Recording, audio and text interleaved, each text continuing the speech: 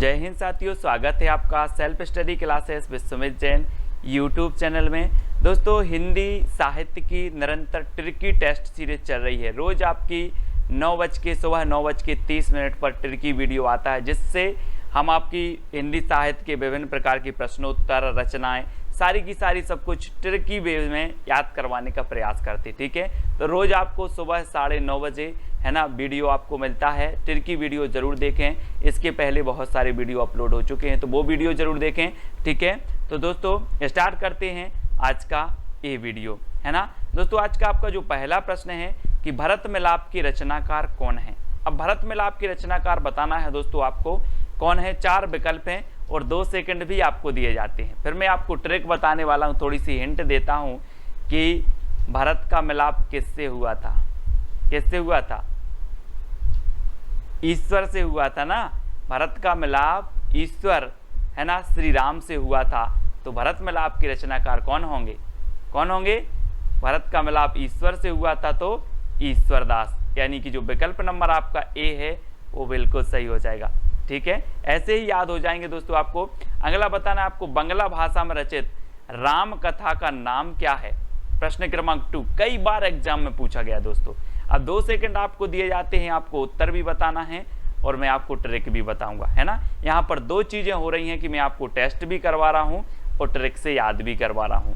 तो जल्दी से बताएं, बांग्ला भाषा में रचित राम कथा का नाम क्या है। तो दोस्तों, आपको ऐसा नहीं लग रहा कि बांग्ला से क्या बनेगा? बांग्ला जिसमें आप क्या करते हो? बास करते हो। क्या करते हो? बास करते हो। तो बांग्ला भाषा में रचित जो राम कथा होगी वो कौन सी होगी? बास से कृतिवास रामायण, है ना। हमने याद कर लिया कि बांग्ला भाषा का आया तो बांग्ला में हम क्या करते हैं? बास, तो कृतिवास रामायण, यानी कि जो विकल्प नंबर आपका ये है वो बिल्कुल सही हो जाएगा। बिल्कुल सरल है, आप कभी नहीं भूल सकते। ठीक है, अगला है दोस्तों आपका श्रृंगार रस के घोर विरोधी कौन से संत कवि हैं थे। तो 4 विकल्प हैं, 2 सेकंड भी आपको दिए जाते हैं दोस्तों। तो अब एक चीज बताना दोस्तों कि श्रृंगार की जरूरत किसे नहीं होती। आप बोलते ना कि खूबसूरत लोगों को सजने की जरूरत नहीं होती है ना। तो जो सुंदर होते हैं उन्हें श्रृंगार की जरूरत नहीं है, तो वो श्रृंगार का विरोध करेंगे कि नहीं करेंगे? करेंगे। तो श्रृंगार रस के विरोधी कवि कौन होंगे? जो सुंदर होंगे, यानी कि सुंदर दास। और दा नंबर आपका बिल्कुल सही हो जाएगा। अब आप कभी नहीं भूलोगे दोस्तों, है ना। अगला बताना दोस्तों, संत काव्य का प्रधान रस कौन सा है। संत काव्य धारा भक्ति काल की जो संत काव्य धारा थी, है ना, वो बताना है, जिसे ज्ञान मार्गी शाखा भी कहा जाता है। अब इसका जो प्रधान रस है वो कौन सा है। ये 4 विकल्प है, 2 सेकंड आपको बताना। मैं आपको हिंट दे रहा हूं दोस्तों कि दुनिया में संत क्यों बनते हैं आदमी? क्यों बनते हैं? आत्म शांति के लिए, कि मुझे आत्म शांति मिलेगी, इस दुनिया की भाग दौड़ में कुछ नहीं रहा है। तो संत काव्य धारा में संत बने व्यक्ति तो आत्म शांति के लिए। तो संत काव्य का प्रथम जो प्रधान रस होगा वो कौन सा होगा? शांत रस, है ना, क्योंकि ये शांति के लिए ही तो संत बने हैं। तो आ नंबर आपका बिल्कुल सही हो जाएगा। ठीक है, अब अगला क्वेश्चन है दोस्तों, कबीर को वाणी का डिक्टेटर कहने वाले आलोचक कौन थे। तो कौन थे? 4 विकल्प हैं, 2 सेकंड में आपको अपना उत्तर बताना है। और फिर मैं आपको हिंट दे रहा हूं कि दोस्तों कबीर की वाणी थी ही ऐसी कि उन्हें वाणी का डिक्टेटर एक बार नहीं 1000 बार बोलो, 1000 बार बोलो तब भी वो वाणी के डिक्टेटर थे। 1000 बार बोलोगे तो हजारी प्रसाद द्विवेदी, है ना। वाणी के डिक्टेटर किसने बोला? हजारी प्रसाद द्विवेदी ने, क्योंकि वो वाणी के डिक्टेटर थे और उन्हें एक बार नहीं 1000 बार बोलेंगे तब भी वो वाणी के डिक्टेटर थे। ठीक है, याद रख लेना। अब अगला बताना दोस्तों, उज्ज्वल नीलमणि के रचनाकार कौन है। 4 विकल्प है, 2 सेकंड है आपके पास, उत्तर भी आपको बताना है। अगर बनता है तो कमेंट में उत्तर लिखते जाइए आप। उज्ज्वल नीलमणि की रचनाकार कौन है आपको बताना है। तो एक बताना दोस्तों कि आप लोग पढ़ते ना कि ज्यों ज्यों बूढ़े श्याम रंग त्यों त्यों उज्ज्वल होए, है ना। तो क्या हो रहा है? उज्ज्वल रूप, क्या हो रहा है? रूप उज्ज्वल हो रहा है। तो उज्ज्वल रूप हो रहा है, तो उज्ज्वल नीलमणि के रचनाकार कौन होंगे? कौन होंगे? रूप गोस्वामी, है ना, क्योंकि क्या हो रहा है, रूप उज्जवल हो रहा है। ठीक है, तो डी नंबर आपका बिल्कुल यहाँ पर सही आंसर हो जाएगा, है ना। अगला बताना दोस्तों, विशिष्टाद्वैतवाद के प्रवर्तक कौन है। 4 विकल्प हैं, 4 में से एक का चयन करना है, विशिष्टाद्वैतवाद के प्रवर्तक बताना है। और मैं आपको बता दूं कि इस संसार में विशिष्ट कौन है, कौन है विशिष्ट, राम, है ना, राम, है ना। तो विशिष्टाद्वैतवाद के कौन होंगे, रामानुजाचार्य, यानी कि जो विकल्प नंबर आपका 1 है वो सही है ना। यहाँ पर कहा कि सर संसार में विशिष्ट हैं कौन, राम, तो विशिष्टाद्वैतवाद के प्रवर्तक कौन माने जाएंगे, रामानुजाचार्य। ठीक है, यानी यह नंबर आपका बिल्कुल सही हो रहा है। अगर दोस्तों वीडियो आपको याद हो रहा है, प्रश्न याद हो रहे हैं, ट्रिक अच्छी लग रही है, तो वीडियो को लाइक करके अपने मित्रों तक शेयर जरूर करें। अब बीसल देव रासों के रचनाकार बताना है दोस्तों, बीसल देव, है ना, रासों के रचनाकार कौन होंगे, 2 सेकंड में आपको उत्तर बताना है। तो आपका बिल्कुल सही आंसर क्या हो जाएगा, क्या हो जाएगा, ये रचना कई बार पूछी गई है दोस्तों। और आपको बता दूं कि अजमेर के राजा के प्रेम प्रसंग या वियोग से संबंधित है ना। तो ये श्रृंगारिक रचना मानी जाती है और गीति काव्य मानी जाती है, बीसल देव रासो, है ना। और इसके जो रचनाकार हैं वो कौन है, नरपति नाल, है ना। और मैंने आपको कई बार याद करवाया है कि पति कितने नहीं होते, 20 नहीं होते, 1 होते हैं। तो बीसल देव रासो के रचनाकार कौन होंगे, नरपति नाल, है ना, नरपति नाल। इस प्रकार से याद रखेंगे। अब अगला बताना है दोस्तों, हिंदी का प्रथम दैनिक समाचार पत्र समाचार सुधावर्षण के संपादक कौन थे। समाचार सुधावर्षण, सबसे पहले तो ये चीज याद रखनी है कि ये हिंदी का प्रथम दैनिक समाचार पत्र था। ठीक है, और मैं आपको बता दूं कि इसका प्रकाशन हुआ था 1854 में। कहाँ से हुआ था, कलकत्ता से।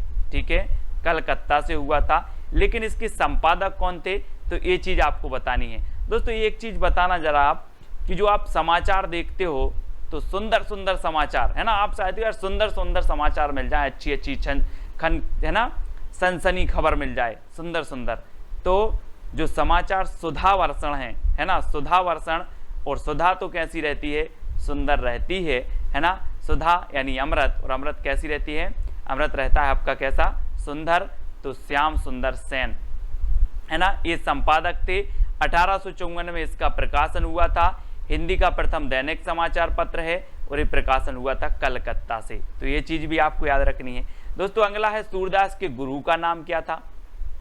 अब सूरदास जी आ गए, ये वात्सल रस के सम्राट कहे जाते हैं, है ना। 2 सेकंड आपको याद बताते हैं दोस्तों, फिर आपको बताना 2 सेकंड में आप उत्तर बताएंगे।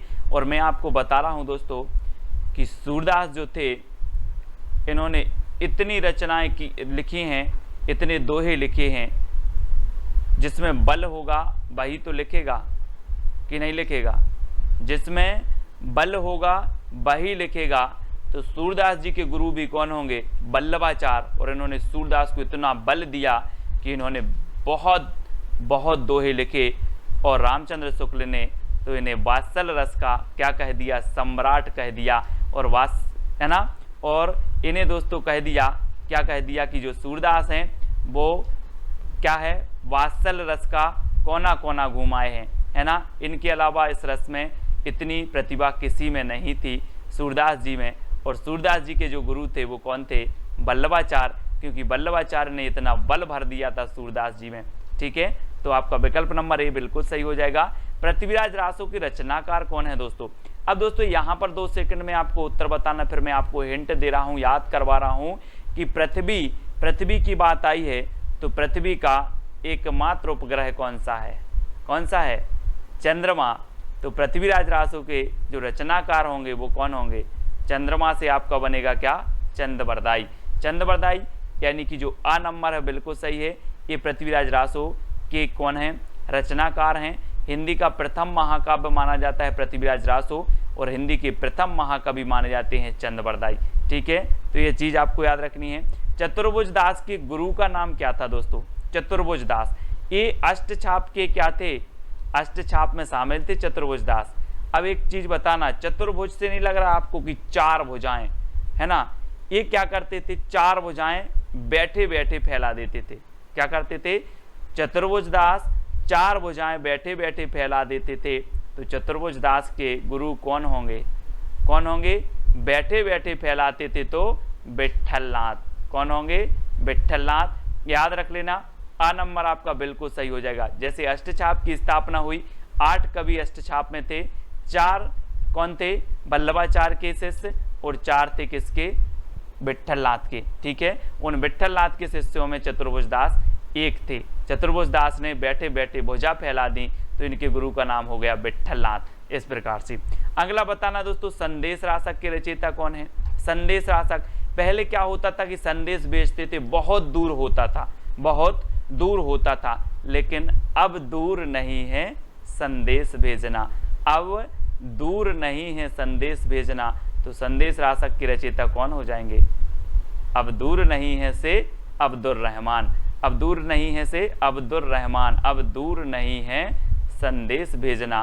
तो अब्दुर रहमान इसके रचनाकार हैं, और इन्हें अद्दहमाण भी कहा जाता है। क्या कहा जाता है? अद्दहमाण। याद रख लेना, आ नंबर आपका बिल्कुल सही होगा। महापुराण की रचयिता कौन है दोस्तों? महापुराण। अब एक चीज याद रख लेना, पुराण है तो ठीक है आप पढ़ लो, लेकिन महापुराण है तो उस पर जरा पुष्प उस पर अर्पित कर देना, पुष्प अर्पित करके ही उस महापुराण को पढ़ना है। तो महापुराण के रचयिता कौन होंगे?